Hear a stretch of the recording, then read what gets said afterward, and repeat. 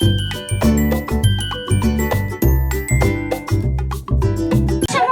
उच्च गुरुजन वर्ग व तसेच येथे उपस्थित माझे प्रतिस्पर्धी आणि मान्यवरांना माझा नमस्कार.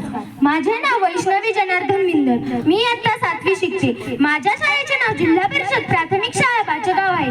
आज मी तुमच्या समोर एका अत्यंत महत्त्वाच्या विषयावर माझे विचार मांडण्यासाठी उभी आहे. विषय असा आहे की संयुक्त कुटुंब पद्धती योग्य. आजच्या धावपळीच्या भौतिकवादी आणि विभक्त होत चाललेल्या जगात आपल्याला अनेकदा प्रश्न पडतो की खरंच संयुक्त कुटुंब पद्धत अजूनही प्रासंगिक आहे का?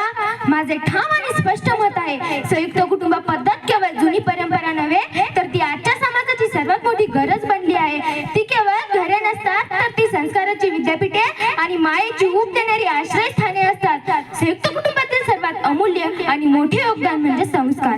संयुक्त कुटुंबातील मुले समान योजना, सहनशीलता, त्याग, वाटून घेणे हे गुण आपोआप शिकतात. या गुणांमुळेच ते भविष्यात समाजात यशस्वी नागरिक बनतात.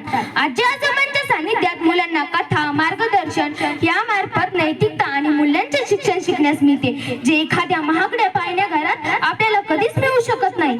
काका, काकू, चुलत भाऊ बहीण या नात्यांच्या जाळ्यात मुलांना प्रेम आणि सुरक्षितेची भावना अनुभवात येते. त्यांच्या आयुष्याच्या प्रत्येक टप्प्यावर त्यांना मदतीचा आधार देणारे हात उपलब्ध असतात. संकट काळात मानवी जीवन म्हणजे सुख दुःख चढ उतार यांचा खेळ. अशा वेळी संयुक्त कुटुंबासारखा मजबूत आधार आपल्याला कुठेही मिळू शकत नाही. जेव्हा कुटुंबातील एखादी व्यक्ती खूप मोठ्या आजारात किंवा खूप मोठ्या संकटात असली तर कुटुंबातील प्रत्येक सदस्य तिच्या पाठीशी खंबीरपणे असा उभा राहतो. दुःखाचे ओझे अनेक लोकांमध्ये वाटले जाते. संयुक्त कुटुंब म्हणजे एकच छत, प्रेम, आधार आणि संस्कारांचा ओघ. दिसते जरी गर्दी घरात एकमेकांना आधार देतात प्रत्येक क्षणात. विभक्त कुटुंबात सध्या तणाव आणि एकटेपणा वाढत आहे. परंतु संयुक्त कुटुंबात सतत लोकांचा संवाद असतो. या सामाजिक आधारातून आपले मानसिक आरोग्य संतुलित व चांगले राहते. आपल्याला कधीही एकटे असल्याची भावना मनात येत नाही. आजच्या काळात अनेक स्त्रिया नोकरी करतात. घर सांभाळणे, मुलांचे संगोपन करणे हा मोठा त्यांना ताण असतो. संयुक्त कुटुंबात जबाबदाऱ्या वाटून घेतल्या जातात. मोठी मंडळी मुलांची काळजी घेतात. त्यामुळे कामावर जाणाऱ्या स्त्रिया तणावमुक्त राहून आपले करिअर अधिक प्रभावीपणे करू शकतात. संयुक्त कुटुंब नुसते भावनिकच नव्हे तर आर्थिक दृष्ट्याही महत्त्वाचे आहे. घरात अनेक उत्पादने असल्याने आर्थिक तणाव एकाच व्यक्तीवर येत नाही. संयुक्त कुटुंबात खर्चावर अंकुश राहतो. अनेक सुविधा एकत्र एकाच घरात सामायिक केल्या जातात, ज्यामुळे आपला अनावश्यक खर्चही टाळतो. आज आपण संयुक्त कुटुंब म्हणजे काही लोक म्हणतात की बंधनं, परंतु बंधनं आणि शिस्त यामध्ये फरक आहे. शिस्त ही यशाची पहिली पायरी आहे असे म्हणतात. एकत्र राहताना मतभेद होतीलच, पण याच मतभेदातून मुले संघर्ष व्यवस्थापन आणि कौशल्य शिकतात.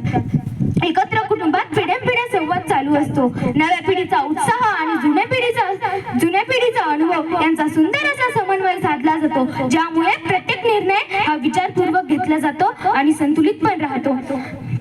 आज आपण पाश्चात्य संस्कृतीच्या प्रभावाखाली येऊन एकत्र कुटुंब पद्धतीला मॉडर्न मानत असलो तरी या मॉडर्न जीवनात सुरक्षितता, शांतता आणि भावनिक ओलावा कमी झालेला आपल्याला दिसतो. कुटुंब वाटून घेतल्यापेक्षा जबाबदाऱ्या वाटून घेतल्या की घराचं घर पण